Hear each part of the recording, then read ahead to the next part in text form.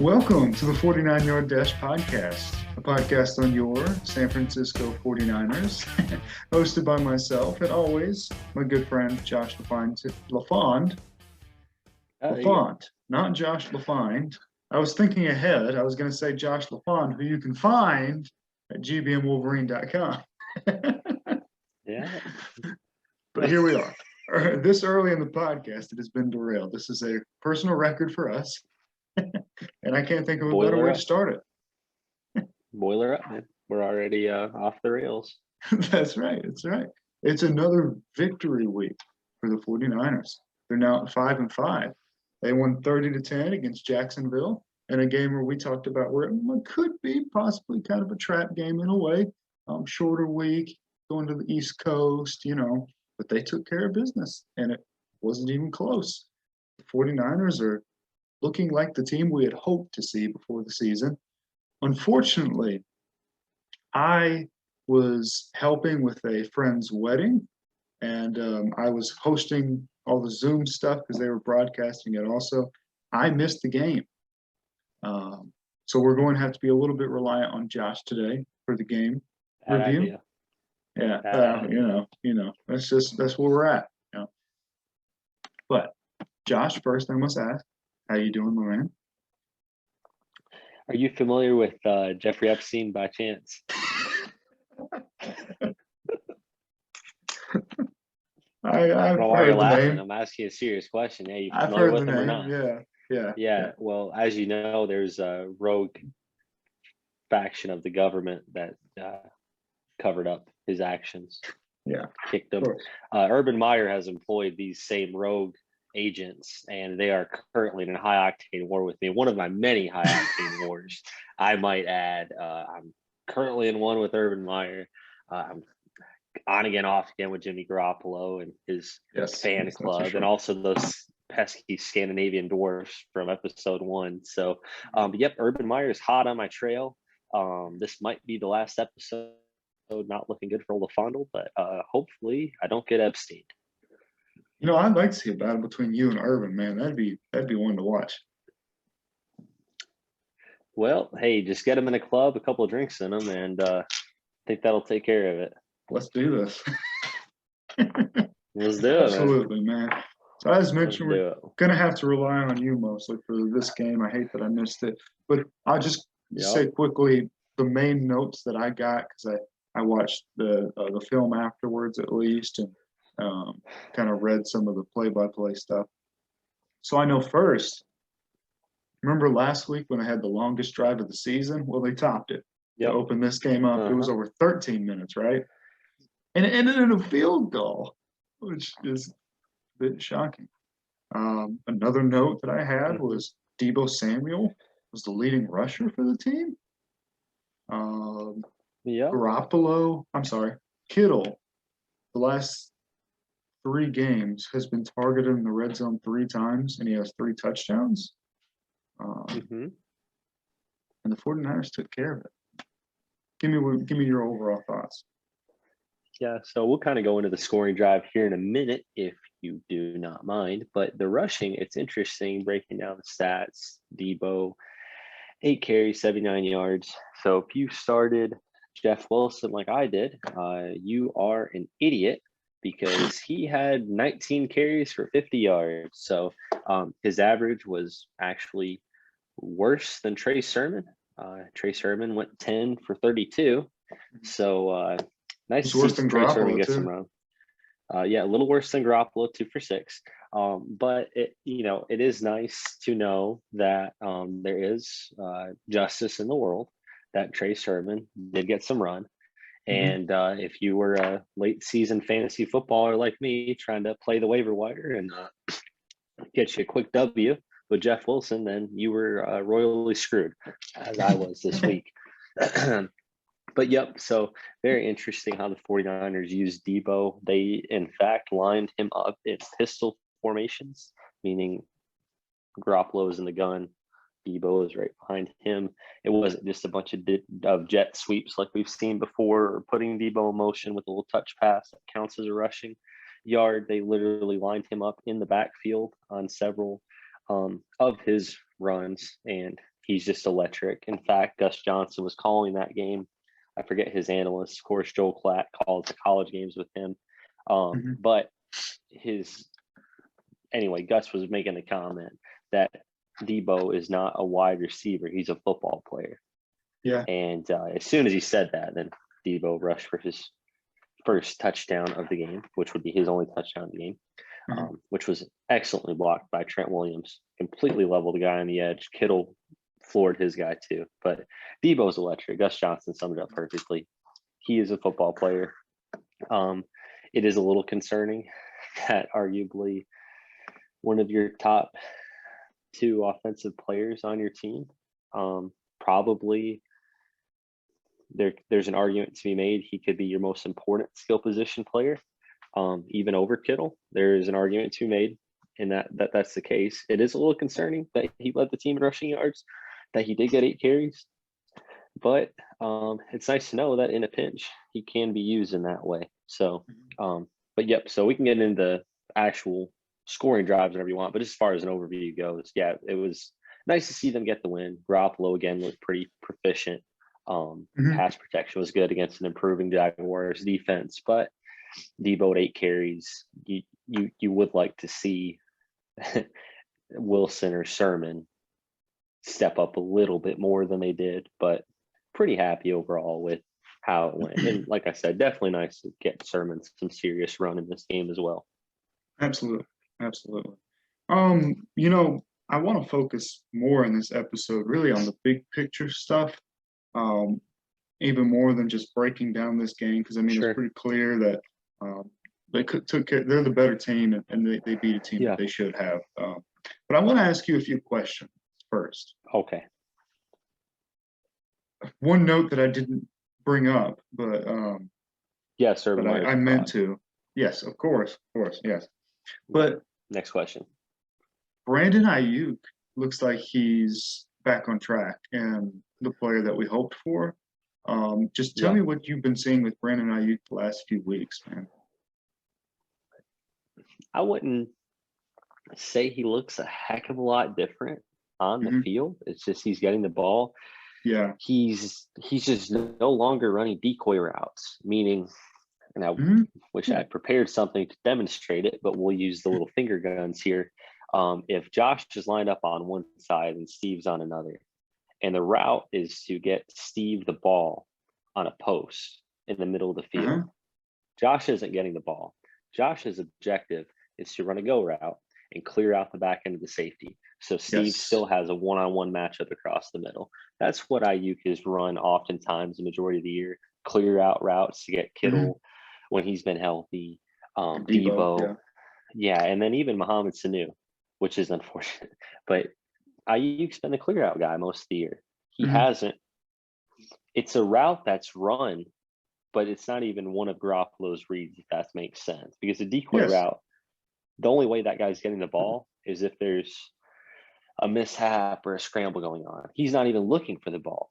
But you've seen this week and then last week against the Rams, you've seen Ayuk really make a concerted effort, or rather the 49ers made a concerted effort to actually get him the ball, get him involved. Sanu has been the one running these decoy routes. Even Debo on a few of these opportunities this game, he was kind of clearing out the defense to get Ayuk looks across the middle, get kind of him, utilize that speed and space that Ayuk has. So again, short story long, wouldn't say anything's changed on the field. It does lead us to believe that something's changed in practice, either with his work ethic or the switch getting flipped on with his route running, with his pass blocking, with the understanding of the playbook and where he needs to break on the route, all these kind of minute details to us, but that are crucial to becoming an elite receiver in the NFL. Whereas last year he was just kind of freestyling it as a rookie. Don't want to put too much on his plate, but it does seem like it's finally clicked for him. So he's no longer just that decoy that attracts the attention of the defense when he takes the top off of them, that allows the underneath stuff to be open. He's the guy that's receiving those passes underneath, not just being the clear out guy. Yeah, no, definitely so. That's what I was thinking too.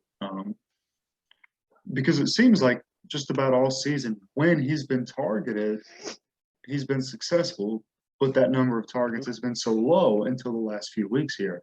So yeah, I definitely think it, like you say, something in the practice or his attitude or something along those lines. Or he's getting the ball now, and he's a talented player. He's a really good player. Yeah. So Well, and I'm glad to see him be used. yeah, and he went 7 for 7. He was targeted 7 times. He had Yes, 7 receptions. So he's he got caught sticky everything that was hands. thrown at him. Yeah, and then you look at last week, targeted 4 times, caught 3 of them. Team's third highest receiver behind Kittle and Debo. And really, it was just those 3 that were involved in the offense, which bodes well for Ayuk the rest of the way here. And big picture, for the 49ers to sneak into the playoffs, like we'll talk about here shortly, they need performances like these from Ayuk. Debo is getting a ton of attention now here, quickly becoming this year kind of a breakout season for him, being one of probably the 10 best receivers in the NFL this season. So you need that secondary guy.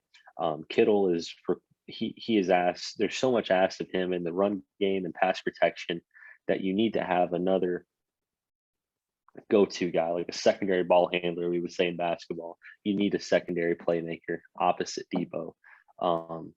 Yes. Like we mentioned, is one of the most important skill position players on the team.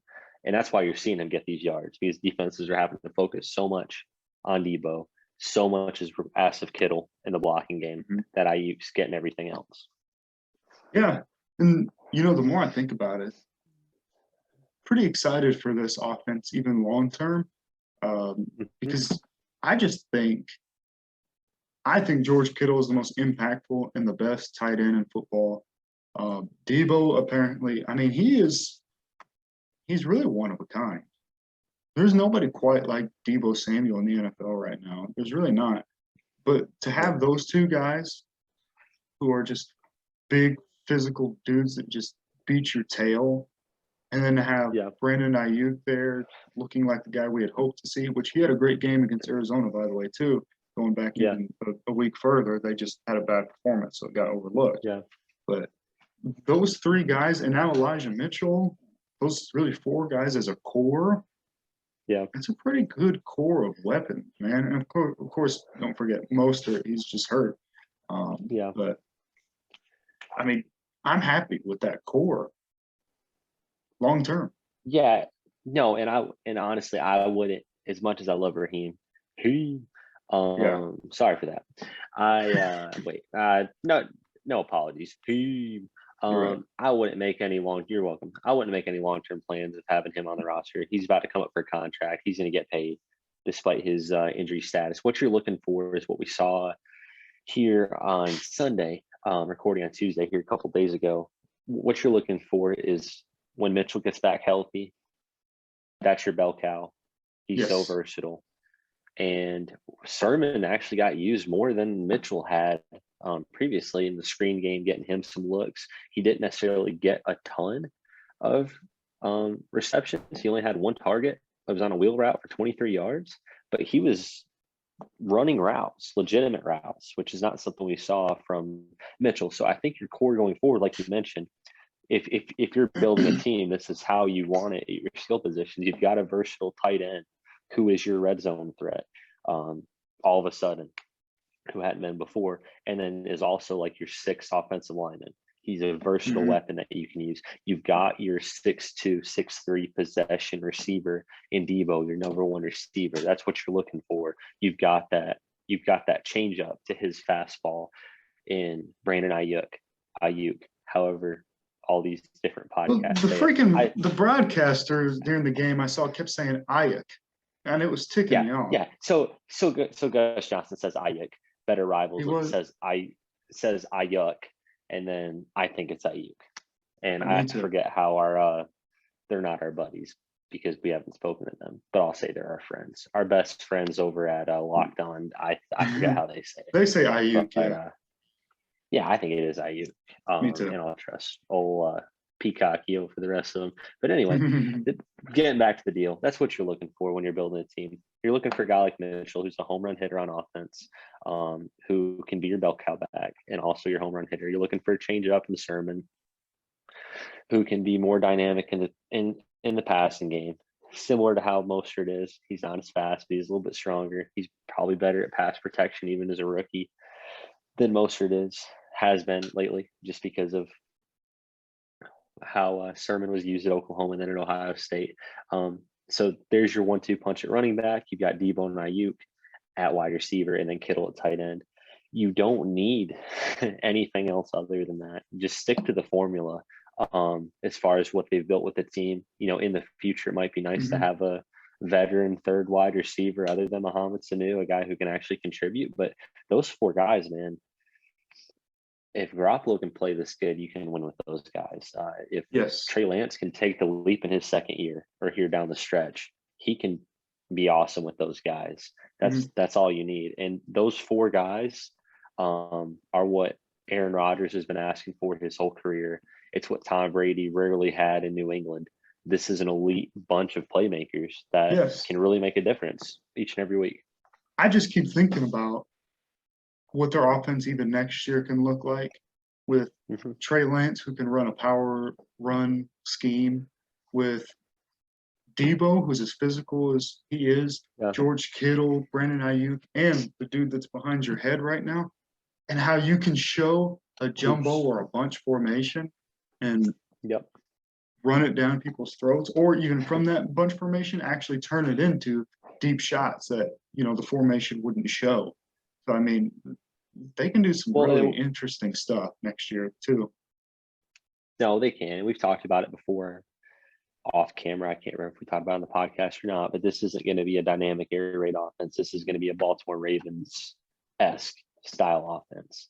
And you're seeing that now with Debo getting used in the run game, Sermon finally getting some run here the last couple of weeks, and then a dynamic kind of dual threat for all intents and purposes, quarterback and Trey Lance. Even think about a wing T formation. I haven't seen that since the old Nebraska, Oklahoma teams back in the 70s with the NFL used to run back in the day. Having the quarterback in the pistol, running back behind him, guys on either side. Think about all the formations you can use with dynamic guys like Debo, Juice, Sermon now, Mitchell, Trey, Ayuk even carrying the ball, Kittle on the line. Just having your playmakers surrounded by him. Pick your poison. Pick this edge. We're going to run it this way. They can build a really to the run up the middle. Offense. Yeah, and I think that's what you're going to see. And if you could ask Kyle Shanahan, I think if he could do it over again, that's what would have happened. Like we talked about before, you make the trade up for Trey. You've got to dump Jimmy, despite him playing good now. You've got to dump Jimmy, commit to this offense because it's something that can be super unique. And you don't have that very often. And especially with the way the contracts are set up now, you're not going to have this opportunity for too long. So take advantage of it while you got it. But I do think this is going to be, there's only a few teams, college or NFL, who have run systems purely unique to the team. I can think about when Lane Kiffin went to Alabama here years ago, and as far as a college level, it took all the pros and cons, or it took all the pros of Chip Kelly's offense and married it with Nick Saban's pro style offense. And they were nearly unstoppable while he was there. You think about what the Ravens do on defense. That's been revolutionary in the NFL. They run all these exotic zone looks that these teams with elite passing games aren't ready for. Even Michigan's adopted it. I talk about them every week, but I watch them close. I know what they do. They've adopted it. That's unique. There's only a handful of teams that don't copy everybody else, that do their own thing. And when you're good at it and you've got a good play caller to do it, it can really work out for you. It can be an advantage every week. It can. And, even Robert Saleh, his defense here, it was unique to the NFL. And we saw why it got us to the Super Bowl. So I think you're going to see that with Kyle Shanahan, finally having guys where we talk about building an offense. This is building an offense. This isn't building an offense to be pro style, to be spread, to be option, to be power option, to be air raid, to be vertical power run. This isn't trying to fit it into a hole. It's to be the 49ers. It's to be the 49er offense. It might have West Coast principles. It might have pro style principles, but this is going to be a unique offense to the 49ers. And it's something you can be super excited about because you see so many unique aspects now, limited and hamstrung by an inconsistent quarterback. So think about what it can be in the future with the guy you put all this draft stock into. That's the point I'm trying to Absolutely. make. And I think that day that they were at Justin Fields' pro day, and apparently Kyle Shanahan was drawing up plays for Lance, I think a lot of this stuff is what he had in mind. But yeah, but thinking about this year, because obviously we're not going to see that this year. When the 49ers were 3-5 and they were going to play the Rams, we were saying, well, they'll probably lose to the Rams, and then maybe we'll see Trey Lance. Yeah. But now, as shocking as it is, when they were 3-5 not too long ago, they have a legitimate shot to get in the playoffs. And so I want to run through these with you. So the 4 NFC teams that are battling for the 6 and 7 spot in the playoffs are, of course, the 49ers. Steve, yeah. I've got to cut you off real quick because I just came across a stat. And I want to circle back to this. And I don't want to take away from you and your genius. Do you think I was frozen? No, I did for a second. You scared crap out of me. I just want to mention, and I never had an opportunity, so I just want to cut you out before we fully transition. Sure. The Jacksonville Jaguars had 2 fumbles in this game. One of them was by Chenault. Would you like to guess who the other fumble without looking was by? Carlos Hyde. No. Keep in mind, well, he did have a target this game, no rushing attempts. Jamal Agnew ran once, so that's interesting. But no, keep in mind, Urban Meyer makes decisions on the team. Who is somebody so insecure?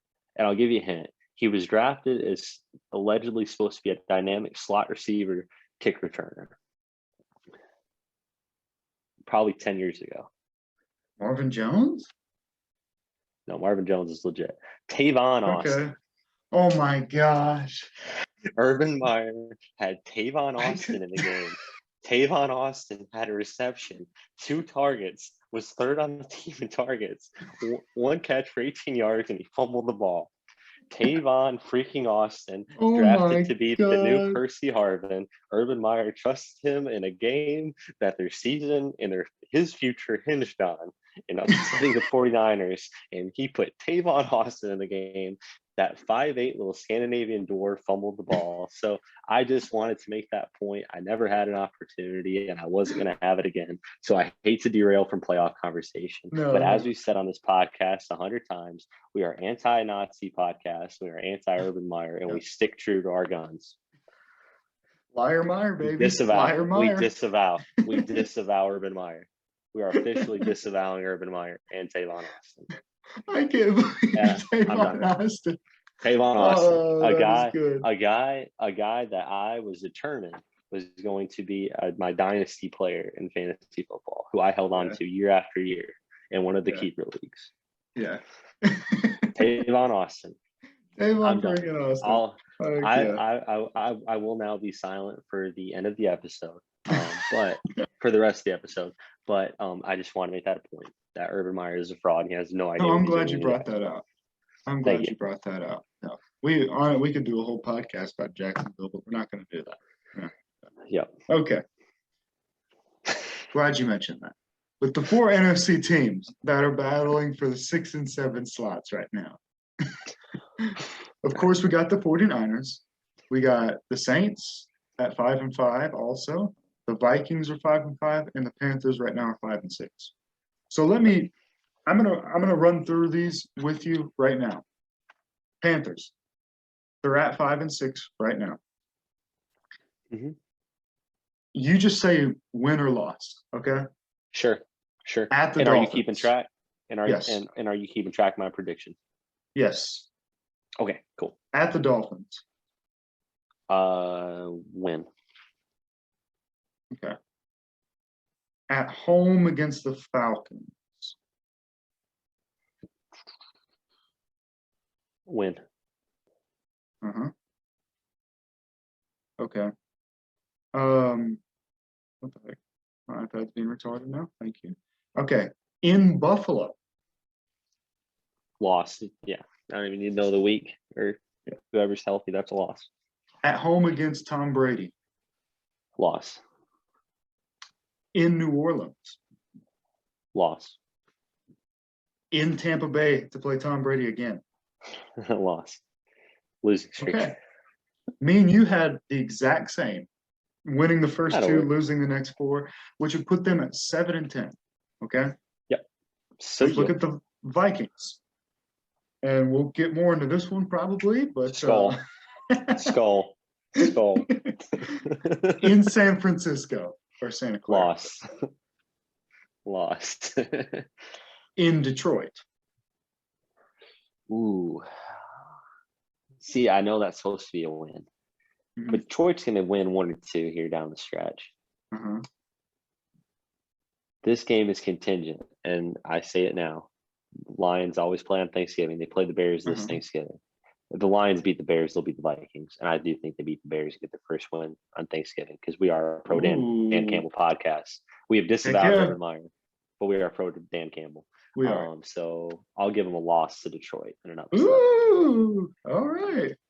At home against Bobby. the Steelers. Loss. Okay. In Chicago. Win. At home against the Rams. Loss. In Green Bay. Loss. And at home against the Bears. Win. Okay. So me and you differed on this. I had them beating the Lions, and I went back and forth about at home against the Steelers. I had them beating the Steelers too. So I had them at 9-8. You have them actually at 7-10. Yeah. And you've got them at 9-8. And we'll mention this to the listeners. You got them at 9-8, but the 49ers own a potential tiebreaker with them. And we'll get to the 49ers record. But they're at 9-8, and the 49ers have beaten them head to head. We both have that, correct? Yep, that's right. Okay. The Saints, the other team that they're going to battle with. We still don't know who their quarterback really is. Okay. Well, he's on a mission trip, so whenever he gets back from helping the South Africans out with Muhammad Ali or whatever, they'll be able to find a quarterback. Whatever that movie was with Morgan Freeman, I forget about rugby. I digress. Go ahead. Yeah. Saints at home against Buffalo. Ooh, loss. Saints at home against Dallas. Loss. In New York to play the Jets. Win. In Tampa. Loss. At home against the Dolphins. Win. At home against the Panthers. I think we gave the Panthers a loss on that one, correct? So it would be a win for the Saints. Believe so. Yep. Huh. Yep. Good job catching that because I actually contradicted myself there. And in Atlanta to play the Falcons.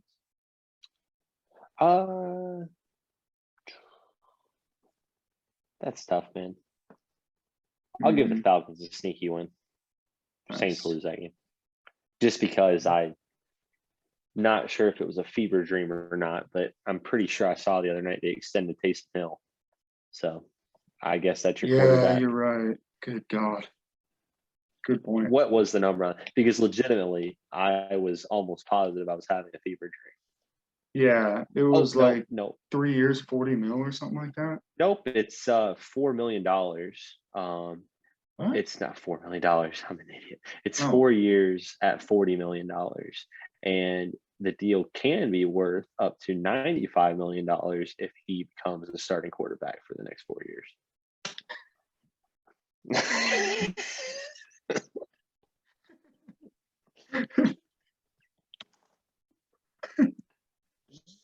We are officially, there's 3 things we disavow in this podcast. Well, 4 things. Nazis, Urban Meyer, Tavon Austin, and Taysom Hill. Taysom Hill also, yes. Yes. Disavow. By the way, the other day on YouTube in the comment section of a video I was watching, I had to call someone an idiot because he said that the 49ers traded up to 3 to draft Taysom Hill. 2.0. So I was like, hey, you're an idiot. That's all I got. But Hey, either Lance way, is not Mormon. that's right. Just one quick thing. I know we say we disavow, but we're getting out ahead of this. Okay, we don't want to ever be called a pro NAZI podcast or a pro Urban Meyer podcast or a pro Tavon Austin podcast or God forbid a pro Taysom Hill podcast. So we are getting out in front of the potential media firestorm that the 49er dash could be engulfed in here in the near future, and we are disavowing entirely That's this right. $95 million deal for a guy who is he already 30 years old? We've got to find this before we move on because Yes. I am like a It dog with must a be bone. found. Yeah. He is 31 years old, and the duration of the contract would make him 35 by the time it ends. Actually, 36. The way the league year falls, he'd be 36 years old, making $95 million. See, I used to have an affection for Taysom Hill, not in the way you're thinking. He was actually the first quarterback Jim Harbaugh recruited to Michigan as a potential transfer. Taysom broke his leg at BYU. And I like this guy. But here was my red flag as a Michigan fan. He was 26 years old, I think. No. He was 24 years old when Jim Harbaugh recruited him to be his starting quarterback at Michigan. That is almost 4 years older than the average NFL rookie. And this guy was still in college. So he's 31 years old, getting a $40 million base salary. This is ridiculous. But yes, that is why That is unreal. the Falcons will lose. That's why the Falcons are going to lose on the road to Atlanta. Because Sean Payton's going to do something stupid, like ask Taysom Hill to throw it 40 times in the game to see what he's got at quarterback, and they're going to lose that game. Yeah, that's awful, man. That is horrible. Okay. Yeah, I'm just going to try to pretend. Well, I don't know. Yep. No. All right, the 49ers. Yep. Don't worry about it. 49ers also at 5-5. Let's go through this one as well. All right. At home against the Vikings. We already said the Vikings would lose that game. Yeah. Okay. In Seattle. Win. Yeah. Pete Carroll's on his way out there. We called that before the season. True. In Cincy. Win. Oops, I hit the wrong one. At home against the Falcons. Win. In Tennessee. Loss. At home against the Texans. Win. In LA to play the Rams. Loss. Okay. So, according to us going by the game by games, we both agreed that the Panthers would go 7-10. Mm-hmm. I had the Vikings at 9-8. You had them at 7-10. So a little bit of disparity there. And then I had the Saints at. Okay, we both had the Saints at 8-9. And then I had the 49ers at 9-8. You had the 49ers at 10-7. I wouldn't be shocked if they dropped one of those two road games in Seattle or Cincy. I have the Cincy one marked, but I won't be shocked if they win both either. But I guess I played a little conservative. But even if they go 9-8, they have the tiebreaker over Minnesota. Mm-hmm. It would be the Saints. We both have them at 8-9. But the point being, as long as they beat Minnesota this week, they're in really good position to at least get the 7, likely the 6. Yeah. You just got to hit 9 games, man. That's the biggest thing. I don't think the Vikings get to 9 wins. I'm not as high on them as you are.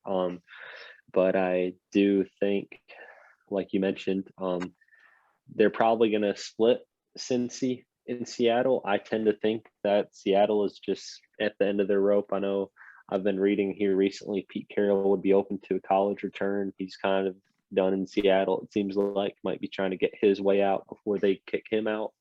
Yeah. Seems like that's a dysfunctional mess. Again, we called it before the year. Cincinnati, depends on how much they're going to open it up with Burrow and Chase, but 49ers clearly control the time of possession. Seems like they're going to keep that Bengals offense off the field regardless. That's still a defense that's reeling. They're going to be able to get pressure on Burrow as well. So I tend to think they're going to split one of them, but predicting it, I just can't say that they will, just because the Seahawks are so dysfunctional and the Bengals have too many issues.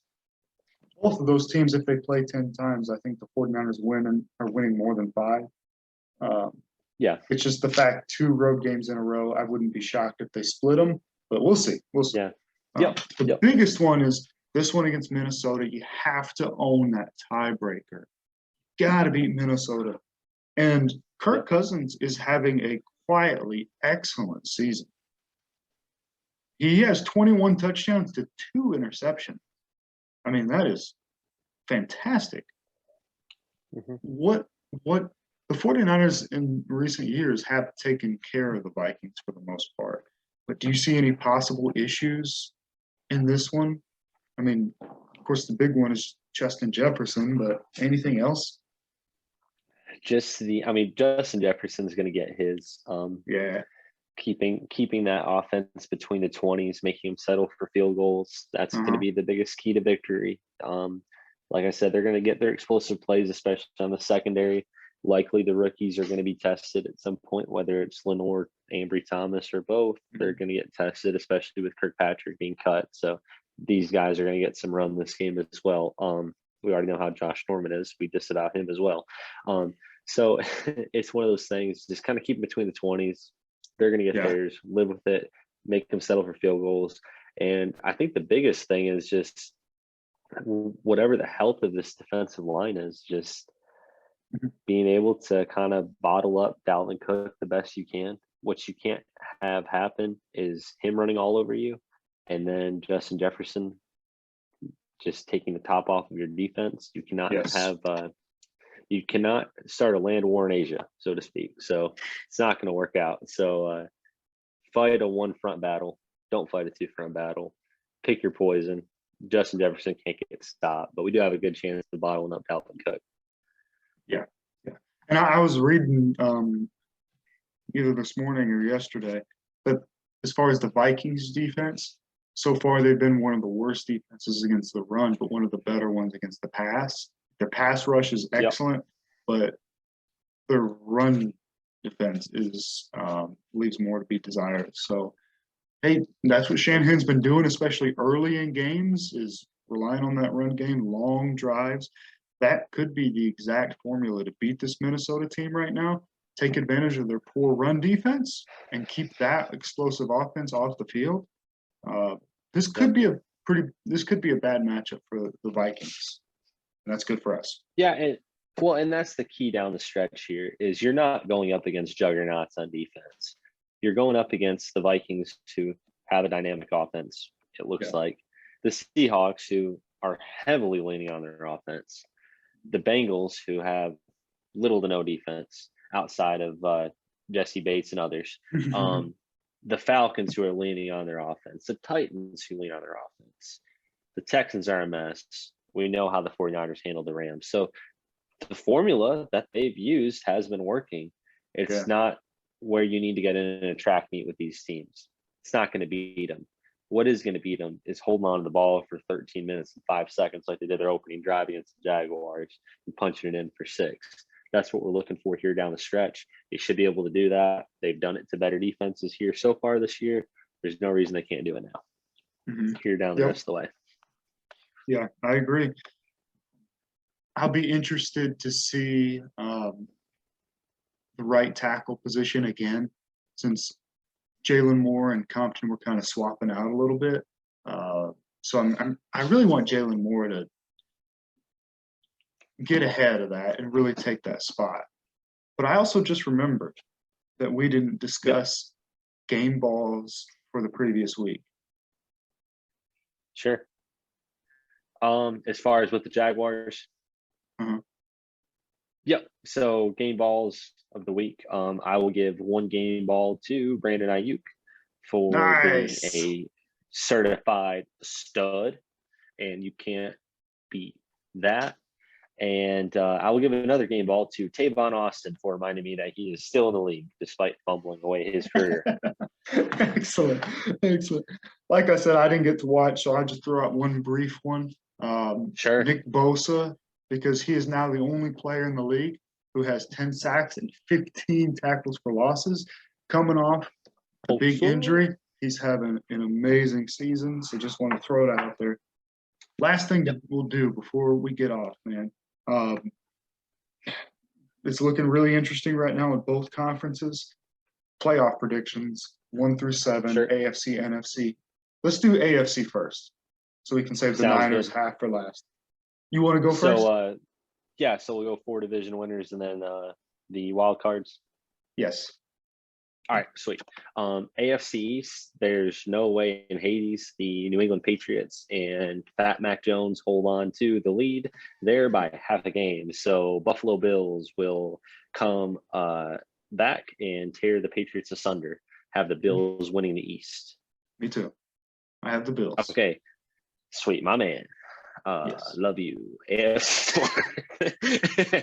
AFC North, I'll go with the Baltimore Ravens. I think they're going to run away with it here down the stretch. It's such a bottleneck there with the other three, but the Ravens, at least right now, I don't care about the fact the Bengals have a 52-point differential. It's going to catch up to them. That defense, they've got some playmakers, but there's still so many holes. There's still some holes on the offensive line that are going to get Burrow into trouble here down the stretch. And the Ravens are built for this. They might not be built for the playoffs, but they are built to make late season runs and close out the division. Mm-hmm. You got Yeah, them winning too? I do, even though I really want the Browns to do it, but the Browns have been the Browns of 2021 are the Niners of 2020, just riddled with injuries of important players. Oh, it's horrible. This is just not their year. They're the same, and I think that's a great comparison to make. I haven't thought of it, but even at the quarterback level, think about how Browns fans have felt about Baker over the years, up and down. It's how the 49ers fans felt about Garoppolo. In the same way last year kind of put the 49ers fans, us included, off of the Garoppolo train for good. It seems like Baker's heading that way too. One thing we'll mention, we talked about it before off air. It'll be interesting to see what trade they might potentially make for a quarterback, because Baker still has a lot of potential. They could be in a quarterback market here this offseason. Definitely could be a player for some guys. It's so similar to the 49ers of the last couple of years, and I'll make this brief, but the 49ers in 2019 and the Browns in 2020 had excellent rosters where their quarterback was kind of along for the ride. But now, when there's injuries and the quarterback has to carry an offense, you can see. Yeah. Extremely similar. About it. Yeah, and we're not gonna make this a whole rant, but I would be curious your thoughts on this quick. We've talked about it before. A package built around Baker and some picks for Deshaun Watson, I think is more intriguing than a package of Tua and some picks for Deshaun Watson. Me too. And heck, Aaron Rodgers might even be interested in it. He's looking to move on from the Packers. This is a deal, not necessarily a sign and trade, but you can make some numbers work. Aaron's wanting to get on a contender. He might want to go to a warm weather climate. Who knows? But Browns would be a good fit for him too. But, a package built around Baker this offseason, and the Browns don't have a lot of holes on their roster. It's nice to have the luxury of first round picks and things when you're a contender. But man, if you can go out and get an elite quarterback like Deshaun Watson or Aaron Rodgers, or even if Russell Wilson comes available, and you've still got some ceiling left in Baker Mayfield, teams might feel like, I think you got to do it, because that's the hole for this team right now. The injuries have bit them, but having an elite quarterback, they'd be the top of this division right now. Those three guys that you mentioned, Watson, Wilson, Rodgers, if they were able to trade Baker in picks for one of those guys, I think they would be my Super Bowl pick the following year. And maybe they have to throw in, maybe they have to throw in the offensive linemen or young defenders too. But everybody talks about Tua and some picks for Deshaun Watson. Tua is what he is. Baker's still got the ability to be a better Jimmy Garoppolo almost. kind of just a gamer. And Yeah. that is something that those teams could use, especially not even just as a bridge quarterback, but as a long-term guy. So definitely Mhm. think that has some appeal to it. The question is going to be, how do the Browns view Baker going forward? Because they've got a Super Bowl window now. They can't blow it. Quarterback Yes. pulling them back. It'll be interesting Yes. to follow them this offseason. Absolutely. Absolutely. Okay. AFC AFC South. South. Oh, yep. This is the easiest one. Nope. Yep, you're good. I got the Titans running away with it. Absolutely. Absolutely. Yep. Go ahead. AFC West. This is tough. I do feel like the Broncos and Raiders are both frauds in this division. Mm-hmm. Never trust Drew Lock. Don't trust Derek Carr down the stretch. I do trust Justin Herbert, and the Chiefs are the Chiefs. So this is going to be an interesting battle. It does feel like the Chiefs are hitting their stride. I would like to pick the Chargers, but the Chiefs are hitting their stride at the right time. I'm going with the Chiefs. I feel the same way. I want to pick the Chargers. I'm more of a fan of the Chargers than I am the Chiefs. But I think the Chiefs are back, and it won't shock me at all if they are representing the AFC in the Super Bowl. So I'm going with the Chiefs. Okay. Sure. 5 through 7. Wild cards? Yes. Yep. God, this is tough. I'm going to go ahead and run through my 3. I'm going to go Chargers, Patriots, and oh my God. It's such a bottleneck, man. Yeah, it is. And there's only 7 games left. I should look at the schedule of these teams before, but I'm just going to make a guess. I am going to go out on a limb and say, I'm going to say the Colts. I thought about probably going to be wrong, but that defense is legit, man. So you had the Pats, the Chargers, and the Colts. So you do not buy any stock in the AFC North trifecta. I just think they're going to beat each other out. That's the thing, man. I think they're going to kick the crap out of each other, and I can see it. While the Colts are in a bad division. Yeah, no, I agree. The Chargers are the as always, and it's hilarious, but they always said when Philip Rivers was in not LA, in San Diego, the Chargers are the best non-division winning team in the playoffs. They always say that. Or the Chargers are the best non-playoff team in the NFL. It was always the same. It was the best wild card team. And that's, again, where they're at. They are going up against a generational quarterback and Hall of Famer Mahomes, and it sucks. But in any other division, they'd probably be winning it. But yeah, Chargers are my 5th seed. They're going to be the best non-division winner in all of football, I do think. And it's really tough. I'm kind of with you. I think the 3 best teams, not my wild card picks, I'll preface that, who aren't division winners are the Chargers, the Bengals, and the Browns. I think those are the 3 best teams. I know I've crapped on the Bengals a ton, but I think those are probably your 3 best non-division winning teams. But the issue, like you said, is how much are they going to beat up on each other? So I've got the Chargers. I hate to say it. I do have the Colts too, just because that defense is playing really good, and it's purely because of record. And I also have the Patriots too, purely because of record, not because I think they're one of the better teams in football. It's because of the simple fact of they got out to a hot start. All these teams did, and the ones that we mentioned, especially the Colts and the Pats. And there's just not enough time to make up this ground. Now, granted, if there's any 2 of these 3 teams that are going to fall off a cliff, it's going to be the Pats and the Colts. I would love to see all 4 of the AFC North get in, just for the heck of it. Oh, yeah, that'd be awesome. The Ravens win the division, the other 3 get the wild card. I love it. Patriots are 7-4, Colts are 6-5. Colts are going to kill their division. They've already played most of their crossovers, so that's how I feel. I'm with you. Yeah. Chargers 5, Pats 6, Colts 7. Okay. Yeah. Okay. That's what I have too. Wow. Very interesting. All right. NFC. Dallas Cowboys winning that division, going away. Yes, absolutely. They're going to win their division. I feel strongly that Tampa Bay is going to win their division. And I feel Yep. strongly that Green Bay is going to win their division.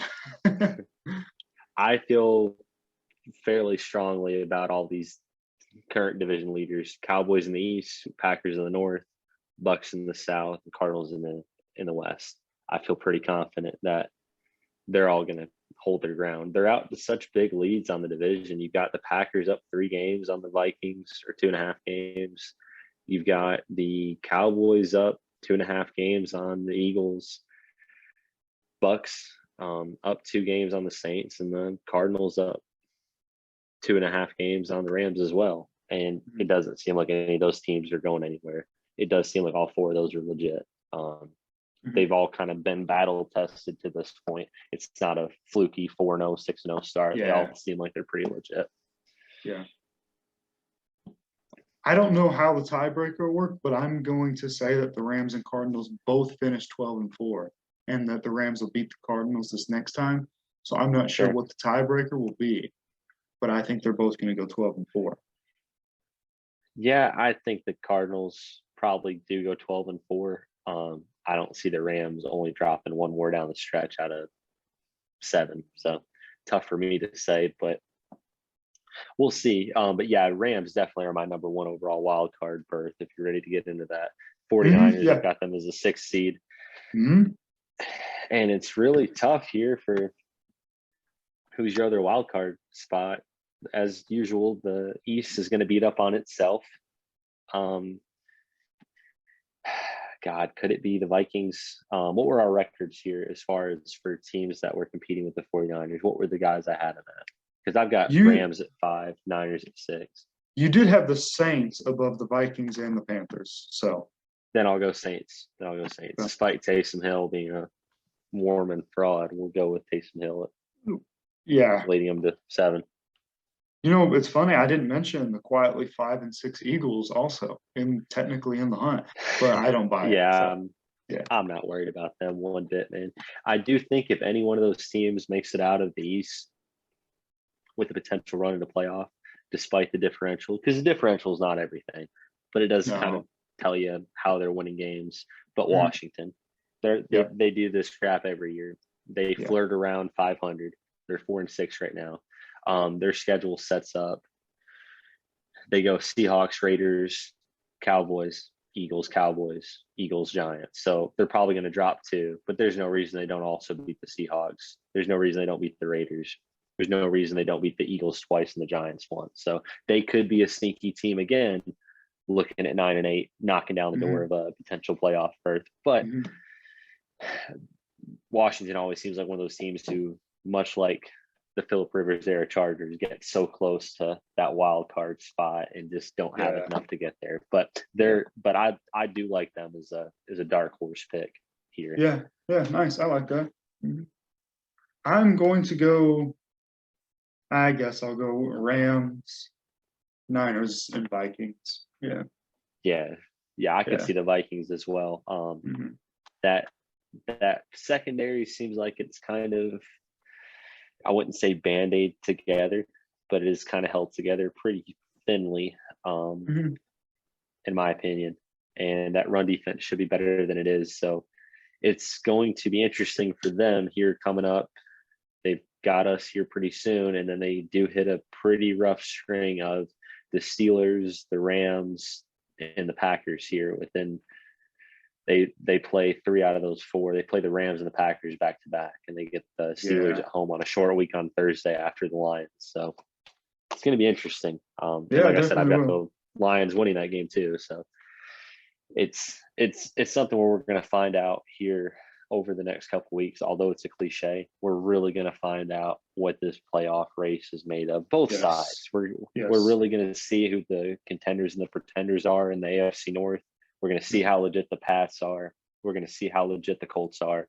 We're going to see if the Raiders and Broncos fall off and it becomes distinguished that it's a Chargers-Chiefs race. And then in the NFC, are the Eagles legit? Can they vie for a playoff spot? Can Washington make a run? Are the Vikings legit? Are the Saints legit? We're going to see the answers to those here in the next couple of weeks. Yeah, time will tell. Yeah. But the 49ers have a real shot at it. They just have to take care of business and win Yep. against mostly teams that they should win against. That's what they did this past week, and they got to continue. They got to keep it up. So time will tell what Score happens. prediction. Let's go with our score prediction here for the Vikings. Sunday at 4:25 Eastern on Fox. The money line is Niners favored by 3 at home. So it's basically a toss-up. Is what Well, Vegas I'm going is to saying. go 27-24 Niners. All right. I will go 37-23 Whoa. Niners. Heck yeah. Yeah. Like nice. some odd numbers, man. I thought I about hope yours is 18-2, but that didn't seem right. 18-2. Yeah, why not? Nice. All right. Yeah. Yep. We're going to see. They got to take care of business once again. This is a huge game to get that tiebreaker against Minnesota. Hopefully they take care of business like they did this week, and they roll into that And we playoffs, hate and to maybe say they can it. make some noise. No, and just before we wrap up here, you hate to say it that they can lose to teams like the Bengals, the Falcons, the Titans, the Texans, the Rams, and the Seahawks, but they can. Absolutely. This is a game that's more important than all the rest. Mm-hmm. Those are all vital to their playoff spots, but the Falcons are going to drop off a cliff here. They're 4-6, tumbling. The Bengals are in the other side of the league, and the Rams are probably locking up that number one wild card spot. So this is your head-to-head matchup. This is kind of a playoff game. As Jim Harbaugh always used to say with the 49ers, this week's a playoff game. Winner keeps playing, loser goes home. That's basically what this is for both teams. Vikings don't control their own destiny. If they lose this game, 49ers do. This is very crucial the rest of the season. Absolutely. Yeah. Before we get out of here, man, you got your fact of the week for us? I do. So very interesting when doing my research in a deep, dark cavern here, the abyss of my mind. I was able to pull out this golden gem here. Did you know Abraham Lincoln was actually quite an elite fighter? He didn't just defeat racism. Now that's the joke, but this is legit. He didn't just shoot racism out of the South. He was an elite fighter, and he is in the Illinois Wrestling Hall of Fame. Huh. And also, he was quite the drunk because he was a licensed bartender as well. And apparently, because I slurred that word, I'm licensed drunk as well with Abraham Lincoln. I wish I could talk, but yep. So the president of the United States, maybe he got shot because John Wilkes Booth was racist. Maybe John Wilkes Booth was flattened by Abe in high school. Who knows? But Abraham Lincoln is in the Wrestling Hall of Fame. So fantastic. Very interesting. Athlete Abe. I don't know what I just said. Abe. Athlete Abe. I don't know either. Fantastic. Well, that's a good note to end this thing on, man. As a wise man once said, if you are racist, I will attack you with an oar. This has been the 49-yard dash. That was my we'll first next week. quote. Heck yeah. Peace out, I'm guys. Steve. That's Josh. We'll see you next week. See you guys.